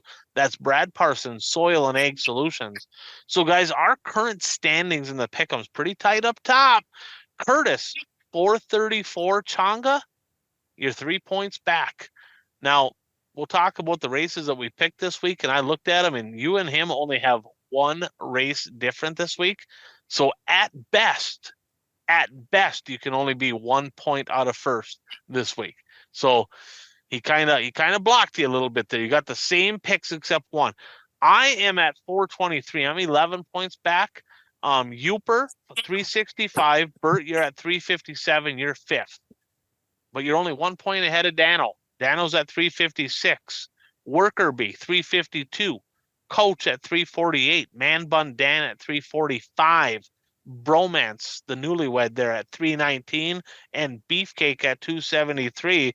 The big winner on the week last week, of course, was Uper, probably because he filled in his picks afterwards. He probably pencil whipped us on that. He was +9. He had the best week, and Bert, you had the second best week. You were +7. But we actually put some money together. So Matt, Amsoil, Kent, Workerbee, myself with Impact Health Sharing, Brad Parsons Soil and Ag Solutions, we put some money together. Whoever wins our Pick'ems deal is going to get to pick a driver or multiple drivers if they want, and going to be able to take some money and give it to them as a sponsorship for the 2025 season. It's kind of a neat deal. We're going to give back to the racers there. And this week we're picking we're going to pick USMTS and USRA shows down at in Texas, but then canceled. So we're picking the 9 feature events happening at the World Finals at Charlotte. And I'll mention the races. You guys say really quick who we have. It's only 9. So big block mods. So we're going to start there. So here's what you need to watch at this race. Matt Shepard is only 15 points ahead of Matt Williamson for the Super Dirt Car Series Championship going into the final weekend. That's the tightest battle of the three. Who do you guys have? We'll go Bert, Changa, and then myself. Who do you guys have for your picks for the big block mods, the beasts of the Northeast in Charlotte? Thursday, I have Matt Williamson. Friday, Matt Shepard. Saturday, Matt Williamson. Oh, Canada. Oh, Canada, 2 of the 3. Changa, who do you got? So Thursday, Matt Shepard. Friday, for sure, Matt Shepard, right? Because that's the only race I can gain anything on. So he better win that one. And then I think I'll go Shepard the third race too. Yeah, you got Shepard times 3, and I went with Team Canada there, Bert. I got Matt Williamson times 3. So I'm 11 points out of first. I'm 8 points behind Changa. If Williamson sweeps the week, I'll be just ahead of you on just that alone. So I'm kind of rolling the dice. This is a big week for the 71A. It's either I'm gonna come out on top, or I'm gonna be way out of reach when this deal's all done, because I saw who you guys have. Late models. Late models is a big deal right now. World of Outlaw Championship coming down to the final weekend. Brandon Shepard, your point leader. BP 32. Now remember, he lost some points after speed weeks with the tire deal. If that wouldn't have happened, he's got a big lead. He's over 100 points ahead if that don't happen. But he's 44 points back. Just 6 points behind him, 50 points out of first. The thrill from Mooresville, Nick Hoffman on his home turf right there in Charlotte. Bert, who do you have? Superman Thursday night, RTJ Friday, and Pierce on Saturday. Okay. Changa? So Thursday, BP 32. Friday, Bobby Pierce. Saturday, the smooth operator. So the smooth applicator on Saturday. Okay. So the 3 in the point battle, Bert. Brandon Shepard, Bobby Pierce, Nick Hoffman. The 71A going out on a limb here, guys. RTJ times 3. Ricky Thornton Jr. He had a big week there last year. All right. Sprint cars coming down to the wire. Now, David Gravel, 74-point lead over Carson Macedo. Gravel looking to win. Both of them looking to win their first ever World of Outlaw Sprint Car Championship. Bert, who do you got? Gravel, Macedo, Gravel. Cole Macedo? C. Macedo. Cole Macedo. Cole Macedo. All right. I'm kidding. You got Carson. All right. Changa. David Sand and Gravel times 3. And I went with Carson Macedo times 3. And I know the point leader, Curtis. Curtis has BP 32 times 3. He has Shepard, Williamson, Shepard, and then he has Gravel times 3. The only one that I have the same as him is Williamson on night 2. Like I said, it's either going to be a really good week or a really bad week. We're going to find out. I hope you get that one wrong. I bet you do. I bet you do. A couple interesting things here, though. So they only got part of the qualifying in tonight. Bert, what do you got? Oh, you're still talking about Charlotte. Never mind. Yeah. Because we're picking one other race, right? The USRA race. That all canceled. Oh, that's canceled? Yeah, that was all the same track. That whole weekend. Oh, okay. Never mind then. Yep. So yeah, that one canceled. Good catch on that. Good catch on that. So kind of interesting looking at the sprint cars, right? So no Rico Abreu, no Brad Sweet, no Brent Marks, no Corey Day. Now Corey Day is running the truck. He's at Martinsville, but you guys kind of surprised that none of those 3 are going to be at Charlotte? That's kind of a surprise, ain't it? Scared. I'm surprised that Sweet and Rico aren't there. Yeah, well, and Marks too. He was there last year, so interesting. I mean, maybe that's just their way of saying, we don't need the World of Outlaw events. And then let's face it, the off season is pretty short. And so I know for sure Rico and Sweet. I don't know about Marks, but I know for sure those two are going down under. They got $100,000 to win high limit race in Australia. I don't know if that's at Perth or where that is, but that's down there. So they're taking a couple weeks off there. In the big block mods, a name that I didn't see on the list kind of surprised me. And Bert, maybe you know this, but Stuart Friesen, not in attendance this year. Is he still racing truck deal, or is he done with the NASCAR stuff, or what's he? I'm not sure. I don't recall seeing him. No, last week I know he ran a big block mod in Georgetown, Delaware. He won the B main, went from 19th to 1st with a last lap pass. So it's like if he unloads that thing, he's fast. And a lot of the guys he raced against are going to be there. And I don't know if you saw who won the late models. Scrub Rick Eckert won the late models. Really good race there with Ross Robinson. But yeah, so that was kind of a surprise. And Devin Moran, not on the list. I asked him why. He said his brother's getting married. Kind of a shitty excuse, but I mean, whatever. I mean, I told him, I said, you can just go to the next one. And he's like, I don't know if I'm going to probably say that, he said. So he got a kick out of that when I messaged him that on Facebook. So there you have it. Our points coming down to the wire. We got a little bit of racing left, but the races are getting few and far between. So I had to go really, really bold. I took a chance. I went opposite of you guys. We'll see what happens. All right. 3 bold predictions brought to you by our friends over at Elevate-Visual Video Productions. He does drone work. Oh, yeah, we'll come back to that in just a second here. Okay. But yeah, check them out online. Does a lot of video productions, does a lot of different racing stuff. Helps people in the real estate market with drone work. That's elevate-visual.com. So yeah, Bert actually held up because I missed it there. So we did a draft. It lasted like a month. It did last a long time, and we started it early knowing that it was going to take a while, but we did 8 rounds of a draft, and the overall winner gets 11 points down to 1 for the 11th place finisher to count towards our pick'ems. So hopefully that I could maybe gain something. Me and Changa could both gain something there on the point leader, Curtis. So hopefully we do. But we had 8 rounds, and you could pick. It didn't matter any combination, sprint car, big block mod, late model, didn't matter. You could have 8 late model guys if you wanted. And Bert, you got it there in front of us. Why don't you just go ahead and tell us who our rosters are? Start with yours. Who's your roster? Who's mine? Who's Changa's? And then we'll see if we can post a picture of that up on the Facebook page there, and fans can maybe tell us who they think got the best team there going forward for this week's race. I have RTJ, both late model and the sprint. I get points for both. No. I RTJ in the late model. Hottenchild. I can't read it. It's dark. You got Jack Hottenchild. Okay. Yeah. Nope. Oh, Mad Max. That was a little drama there. You got Max McLaughlin. He's not running the big block anyway, so we got out of that one.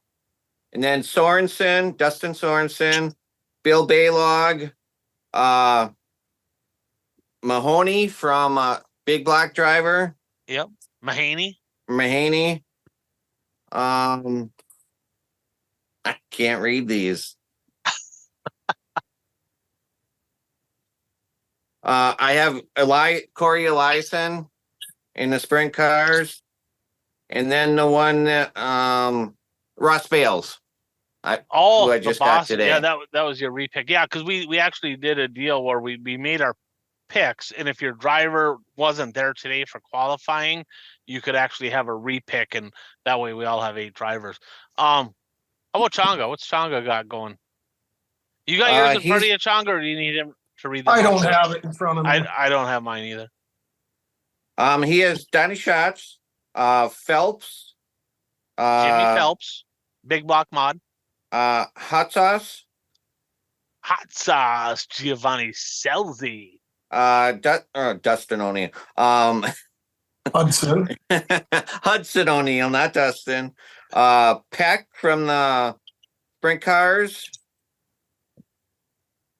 I can't read these last 3. We're gonna need to get you a magnifying glass there, Bert. Well, it printed dark, and Because it's a Oh. picture of the computer screen, it's a little blurry. I gotcha. Oh, Shane Clanton. That sounds right.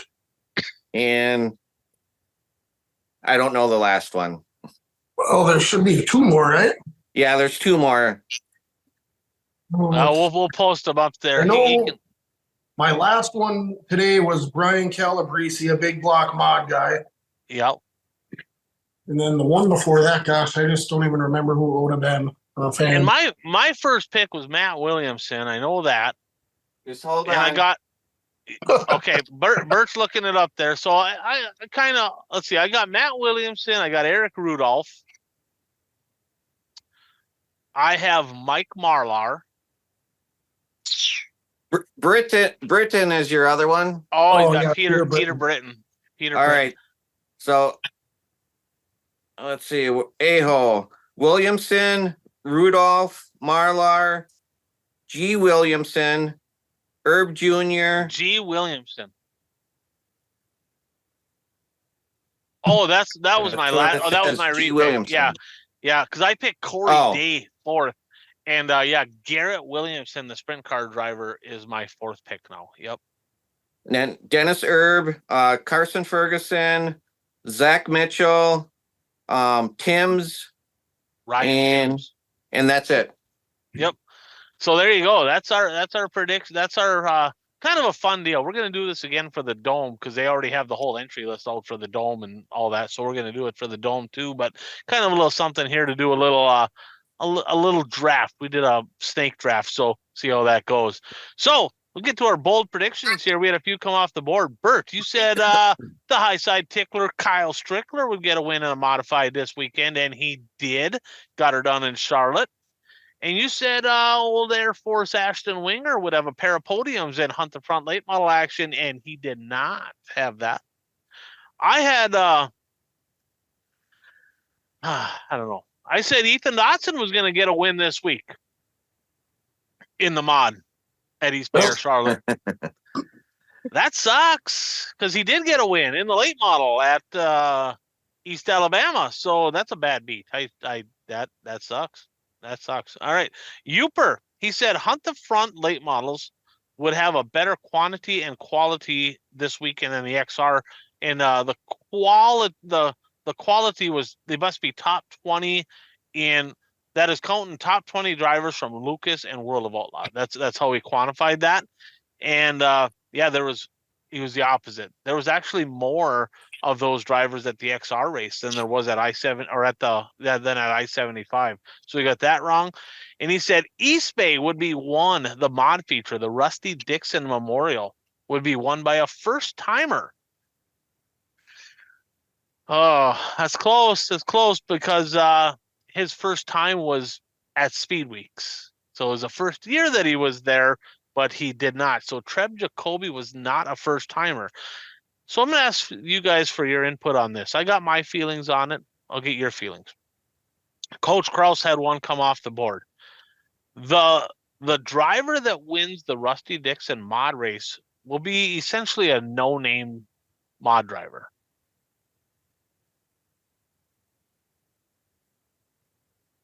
Treb Jacoby won it. God, he's been one of my favorites for years. He's definitely not a nobody. Yeah, I mean, mine too. I mean, like literally, I mean, Bert, have you heard of Treb Jacoby before? I have not, but I don't follow mods as close as you guys do. I looked and I'm going to give him this one. This is a correct prediction. The best he's ever done in a year. I think he won 7 features. He won 4 this year. No championships. He run quite a few races at like I-55, Illinois races, but no championships or anything.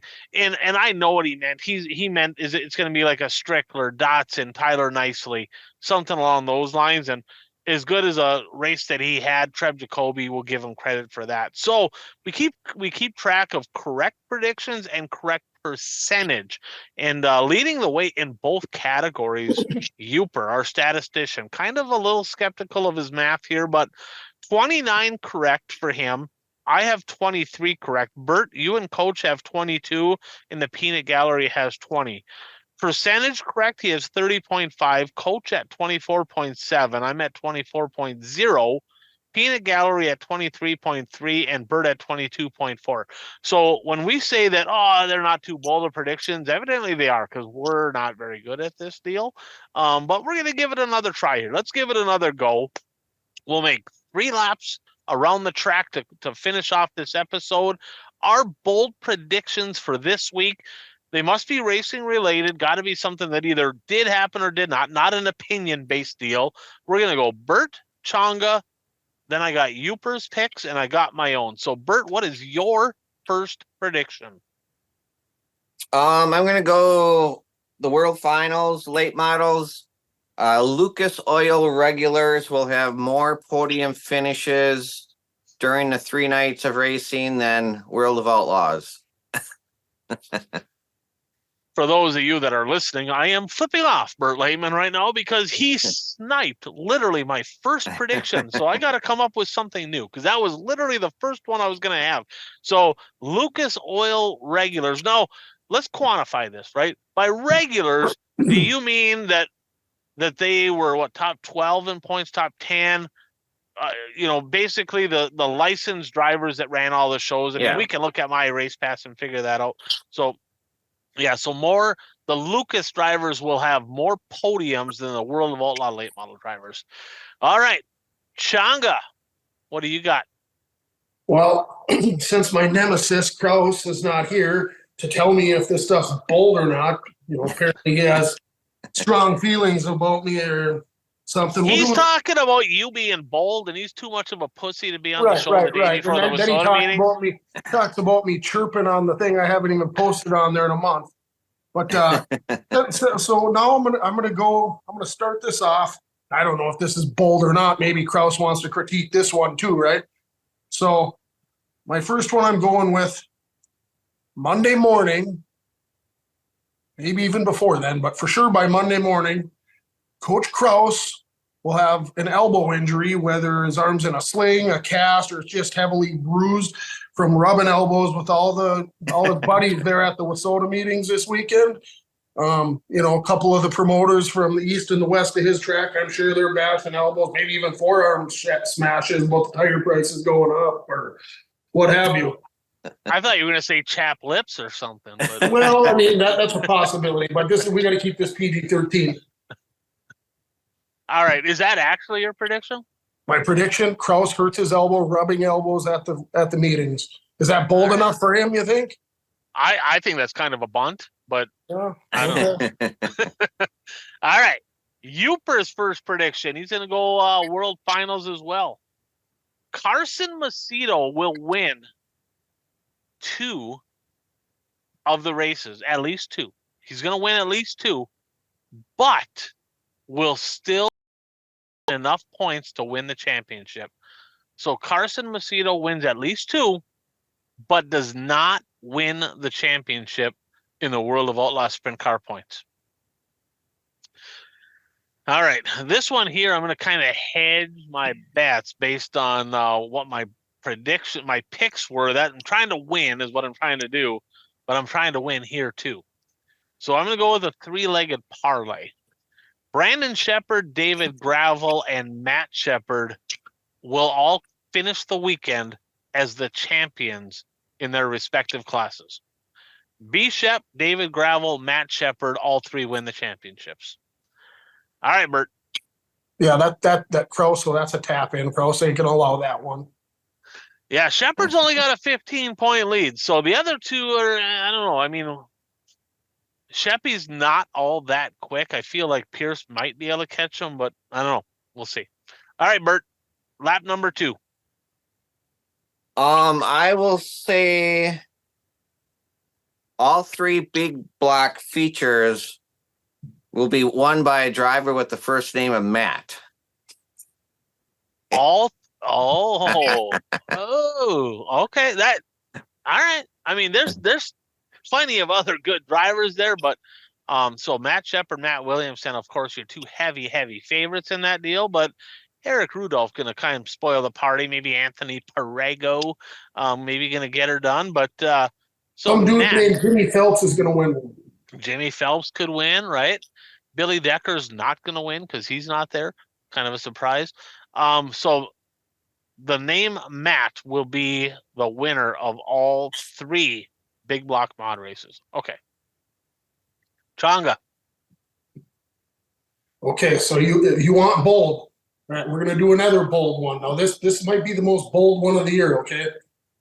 So, at the conclusion, we're going to go late models. At the conclusion of this weekend, okay, Bobby Pierce is going to cut into the deficit, but it ain't going to be enough. Sheppy's still going to have the most points, right? But we're going to find out in about a week he was disqualified for an illegal tire sample, and Pierce will inherit the championship. Wow. All right. All right. So that's interesting. Okay. So Sheppy's going to leave the weekend as the point leader, Mhm. but he's going to fail a tire sample. It'll take more than a week. That usually Time takes, frame, give me whatever the time frame is. That's irrelevant. because they'll do tire samples. I don't know if they'll post, but there will be an announcement made that Sheppy failed a tire test and loses the championship on the final weekend. I don't see that happening, so that's extremely bold. But that all right. I've got a bottle of Daytona 1 and a car that'll tell me I can get there by Saturday. Boy, wouldn't that be a deal? Just go douse his tires right before the race. And be like, that fucker's cheating. Check his tires. Yeah, that would be a thing. All right. Uper's second prediction is going to go back to the World Finals as well. Superman Jonathan Davenport will podium all 3 nights and will win at least one of the 3 in the Rumley ride here this weekend, driving for Kevin Rumley, running the 6. Isn't it the 6? Is that what it is? Yeah. Is that the 6 on there? Okay. All right. My second one here. It's going to be an either or. It's going to be an either or. Either RTJ makes at least one feature, or Sammy Swindell gets at least one top 10, or both. So either or both. Either RTJ will make a feature. Yeah, in the sprint car. Yeah. Either RTJ will make a feature in the sprint car. Okay. Or Sammy Swindell will get a top 10 and an A main in the sprint car, or both. Well, shit, that's almost like getting an extra pick. I can take that away. What do you think? Hey, I don't care. It's Kraus runs the show anyways. I think both of them are extremely, extremely bold. So I Okay, don't so know. Bert, you okay with that, or do you need me to alter that one a little bit? You need me to change something? I'm fine with it. I'm fine with it. Do you, or do you need me to just make it an and? No, I'm good with it. Okay, I'm so good. RTJ makes a feature in the sprint car, or Sammy Swindell gets a top 10, or both. Okay. All right, Bert. Third and final lap are on the track. All right. This last one, I'm going to the dark side. I'm going asphalt racing. The NASCAR Truck Championship will be won by Wisconsin driver Ty Majeski. Okay, and he's in the final 4. Do you know? I don't know who else is in the final 4, but that's pretty I don't cool. know. I don't know who else is in the final 4, but he made it. So Ty Majeski in the final 4. That's pretty cool. Good luck to Ty Majeski. Yep. Awesome. All right, Changa, your third and final bunt here. Okay, so I'll take a page out of your book. Either Corey Krapser will win the feature, or Bobby Pierce will win the feature, or Jonathan Davenport will win the feature, or RTJ will win the feature. You know. Wow. All right. Fair enough. All right. Let me come up. I'm gonna go with Matt Shepard wins 2 out of the 3 races, with the second race being one of them. At least 2 in case he wins 3. Yeah, at least 2, with the second race being one of them. Okay. So Matt Shepard will win at least 2 of the 3, and the second one will be for sure one of the 2. Okay. My third, Uper's third one here. The smooth operator Bobby Pierce will finish 3rd in World of Outlaw late model points. Bobby Pierce will finish 3rd in World of Outlaw late model points. Remember, he's only 6 points ahead of Hoffman. I don't think that's possible. Because even if he finishes 3rd, when Shep gets disqualified, he'll still get 2nd. Well, that could happen. That could happen. All right. So my third and final prediction here is going to go to the World Finals as well. Going to go to the World of Outlaw late models.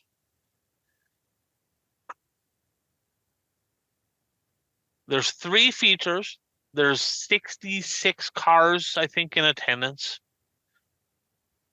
A Minnesota driver in the late models. At least one top 10 finish will be had by a Minnesota-based late model driver at the World Finals. And I believe it's essentially just Brent Larson and Dustin Sorensen, right? I think. So there will be at least one top 10 finish at Charlotte between those 2 drivers. Got to be honest, hopefully it's 6, but at least 1. And if I were a betting man, I'm going to say that's probably going to be Dustin Sorensen, because he's been kind of on the rise here as of late. He's been looking pretty sporty. That's what I'm hoping for. You do have him, don't you? All right, fair enough. All right, so that's it. Episode, what do we got there? Episode 245 in the book. So, as always, I'm Ryan Aho. That is Bert Lehman. That is my buddy Changa. And thanks for tuning in to the One to Go show. Thanks for tuning in, everyone. Hope you enjoyed the show. If you did, please leave a review and subscribe. It is Puka. And Goat Sports has another show out there by podcast, Facebook, and YouTube. It's the Tea with Miss McGill show. Covers hockey, high school hockey in northern Minnesota. So if you're into hockey, you can find us on podcast under Tea with Miss McGill. You can find us on YouTube or Facebook, Goat Sports Media LLC. Yours truly and Coach Reed Larson. We break it down every week. We also do some interesting interviews.